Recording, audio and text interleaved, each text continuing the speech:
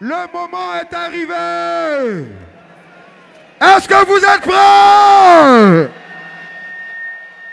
Nous invitons maintenant le président du Congrès afin qu'il ouvre la voie à cette immense personnalité.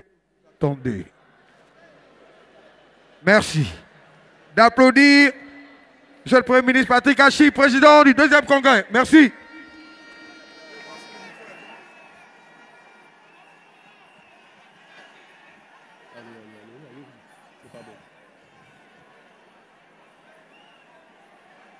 Mesdames, Messieurs, chers congressistes, dans nos traditions africaines, quand un homme important doit parler, on l'annonce.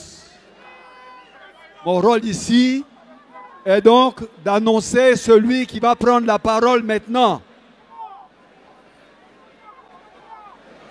Au moment où nous touchons à la fin de ce deuxième congrès, je suis sûr que vous vous dites tous, je suis heureux d'avoir vécu suffisamment longtemps pour voir ça, pour entendre ça et pour vivre ça.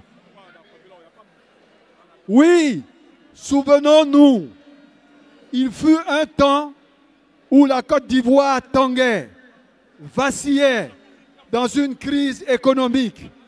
Et à ce moment-là, un homme a fait un choix difficile, un choix d'une vie, un don de soi. Il aurait pu rester loin du pays, dans ses bureaux feutrés, poursuivant sa carrière internationale brillante, menant une vie familiale paisible. Mais non, il a choisi l'option courageuse du chemin le plus dur, le chemin des idéaux, le chemin de conviction, le chemin du sacrifice, par amour pour son pays. Appelé par le père de la Côte d'Ivoire libre, le président Houphouët-Boigny, il n'a pas dit non, il a répondu présent. Et ce n'est pas un hasard. Le destin ne choisit jamais au hasard. Il a fait ses classes auprès du maître. Puis, il a affronté la vie, la vraie vie, la vie dure, la politique, la douleur, l'épreuve. Et quelle épreuve? Des crises politiques, des crises militaires, des crises sociales. Il a tenu, il a résisté, il a tout vu, il a tout vécu, mais il a surmonté, il a travaillé et transformé tout un pays. Alors, à tel point qu'on a fini par dire, même quand on n'aime pas le lièvre, il faut reconnaître qu'il court vite. La Côte d'Ivoire d'aujourd'hui, c'est sa vision, c'est sa rigueur et son sens du détail. C'est son sens de la dignité, c'est son sens élevé du pardon, c'est sa fidélité en amitié, c'est sa grande qualité de rassembleur, c'est son amour pour la paix, héritage de son père spirituel, le président Houphouët. Et grâce à lui, là où la Côte d'Ivoire n'était plus fréquentable, elle est redevenue fréquentable. Là où régnait la peur, il y a la tranquillité. Là où on hésitait à rester dans le pays, plus personne ne veut quitter le pays. Là où on ne voulait plus mettre son argent, les investisseurs accourent. Là où on était dans le noir, il a mis la lumière. Là où il avait la poussière, il a amené le goudron, il a amené les ponts. Et sur ce chemin, ils ont appris à le connaître, à le comprendre. Ils ont appris à aimer ce président. Ils ont découvert en lui un leader, un travailleur, un bâtisseur, un homme de tolérance et d'espérance, un homme d'empathie et d'énergie, un homme de résilience et de confiance, un homme de courage et d'ouvrage. À côté de lui, il y a une grande dame. Elle a pris part à la lutte. Elle a pris sa part de larmes. Elle a pris sa part de sacrifice. Elle a fait preuve d'écoute, de sagesse, de patience.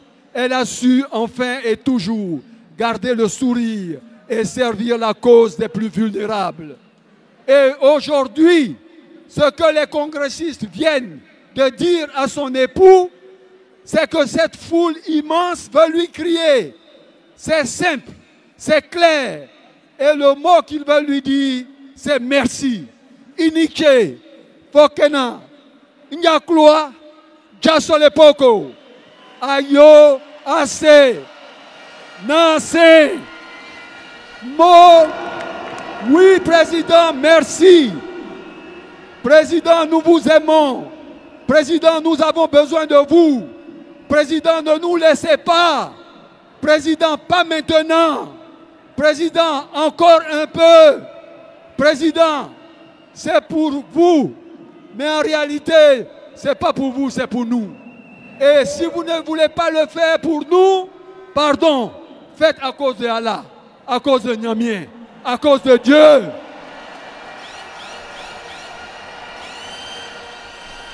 Et maintenant, ce que nous voulons, Président, en octobre 2025, c'est un coup, un coup, un coup.